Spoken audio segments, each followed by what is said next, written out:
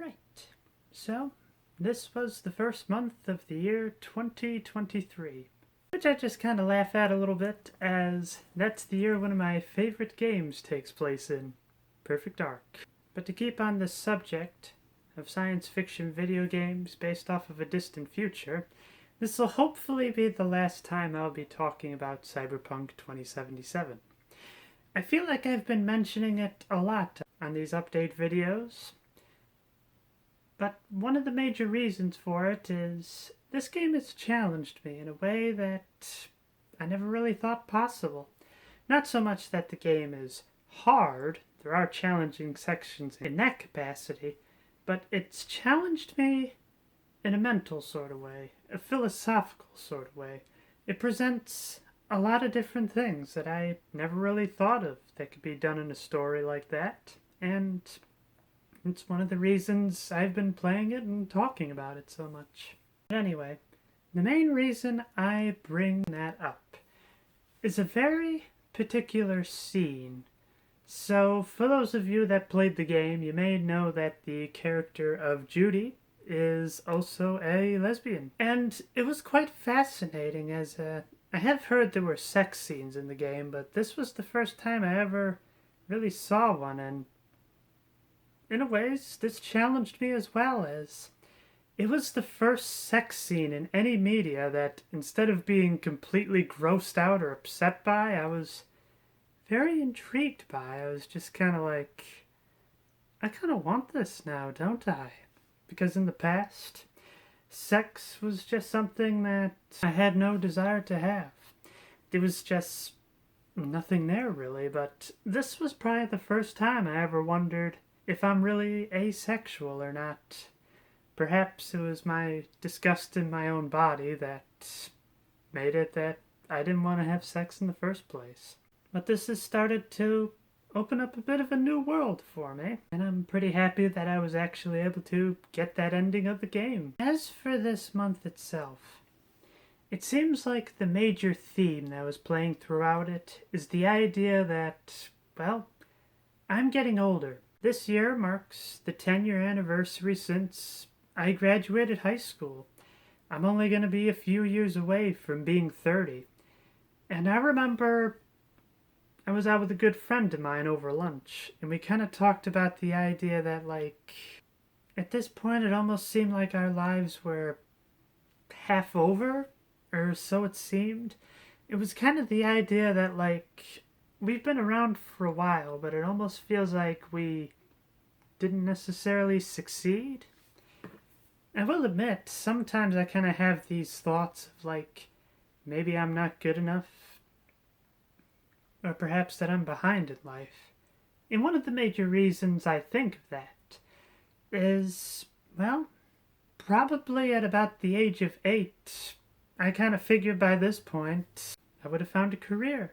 I would have met a lovely wife, and had several kids, and live in a nice beautiful house, and had my fairy tale ending. Well, I got 2 out of 4. The beautiful wife I'll have to start looking for. And that's maybe another thing to mention as well, is dating. I only ever really saw it as just a waste of time or a way to get your heart broken. But I'm not really sure what it is. Maybe it's because I have more confidence in myself, but I honestly want to date. I want to see what the experience is like. And yeah, part of me does feel kind of behind the times that I'm this old and I've never been on a date before in my life, but, well, there was one brief stint where I was in a relationship, and as long as that lasted, I enjoyed it. And I wouldn't mind doing that again either. But yeah, this theme of, like, growing up and being older, to get back on that, it's one of those things I think about. It seems like I'm almost living my life as an actual 17-year-old at this point. I mean, yeah, I'm basically going through puberty again, but now it feels like I'm going through it the right way, and in more ways than one, obviously. The main reason I say this is I feel like I've become a lot more social since I've transitioned. I've actually had a chance to be able to discover myself. Things that I hear are quite common in a typical puberty. But I just never really had that luxury, it seemed. So I'm having it now, which kind of makes me feel like I'm falling behind in a ways, but it's rather weird. I kind of have these thoughts fleetingly, but I usually just take it one day at a time. I don't usually care so much about the age, but it is something that comes to my mind every so often. I felt like I had a lot more to cover, but I guess it was mostly just that idea of me getting older and not really feeling like I've gotten older. I guess that's really the main theme of this month, or at least that's what it felt like. And I think what was interesting was what I'm gonna call the topper to the whole conversation. So I was cleaning out some old Wii stuff, and I found my old Rock Band set. It was one of those games that it was like, yeah, this is gonna be a lot of fun. Get all the friends back together, just play some really fun songs. It's gonna be a really fun time. There were a few times we played it, but since then it's mostly been forgotten, and it's just kind of been sitting in a little space just collecting dust for a while.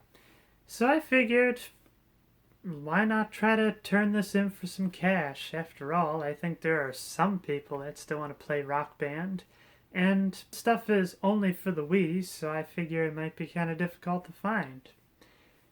So I go there, and there's two people at the counter. The interesting thing is, one of them recognizes me from the Boy Scouts.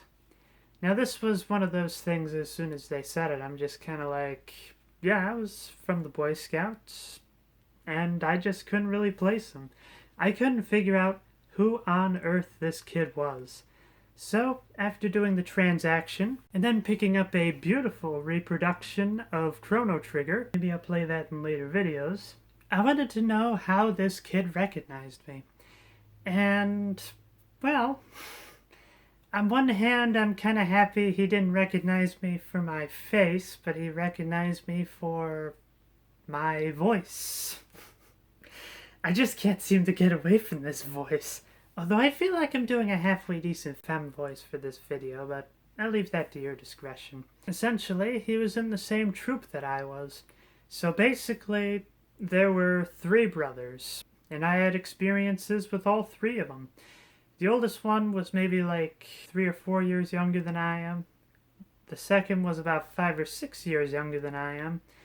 And the other was probably 7 or 8 years younger than I am. It was that youngest one that was behind the counter, which it would make sense that I didn't recognize him right away because the last time I saw him, he was 8. And I just loved the idea that he said, yeah, I was just the devil. And I'm like, you know what kid isn't? Even though I did remember some rather fond memories of this kid. But anyway, so we got to talking, and one of the main things I said is, well, I'm a completely different person now, and I showed him my driver's license just as a way of saying, I'm not who you think I am anymore. But what was even more astonishing is that the second brother is also now his sister. It was just one of those things. I'm like, wait, so there's other trans people in our troop? I mean, I've heard the idea of other trans Eagle Scouts like myself, but I'm assuming it's not a very big organization. Although if it is, I honestly kind of want to start some sort of get-together or whatever. I think that would be really interesting. But it's one of those things I just kind of laugh at because out of all the 3, I got along best with the second. Could it be possible that maybe subconsciously we both knew we were trans at that age and somehow we just kind of accepted that about each other? I'm just doing some intense speculation, but I just find that kind of hilarious in a very ironic way. So yeah, I think that's about it, really. I want to thank you for joining me for this recap of January. And I'm looking forward to seeing what next month has to bring as, well, I'll be 1 year older after this month. Until next time, be yourself, no matter who that is.